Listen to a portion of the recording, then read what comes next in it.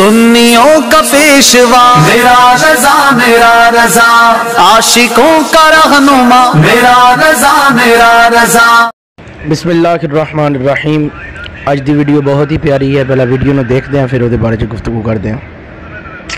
मेरे मौला करम हो करम, करम हो करम, मेरे मौला करम हो करम, मेरे मौला करम हो करम, करम, मेरे मौला करम हो करम, मेरे मौला करम हो करम, करम, तुझसे फरियाद।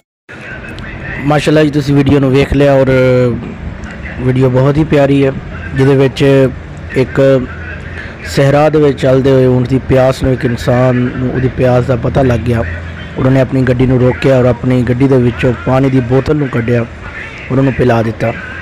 एक बाइसे बरकत वाला अमल है और इस अमल की वजह तो इंसान की बख्शिश भी हो सकती है।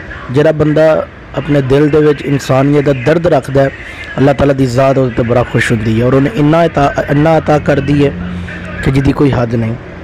तो इस तरीके दे नाल तुसी भी छोटिया छोटिया नेकियां कर सकते हो, जिवें अपने घर दे विच बाहर कोई ना कोई ऐसा इंतज़ाम करो जानवरों वास्ते, पानी के कुछ बर्तन छोटे छोटे बना के अपन छत्तां दे उत्ते रख दो या दरख्तां दे उत्ते रख दो, जिहदे विच जानवरों को किसी किस्म की कोई परेशानी ना होए।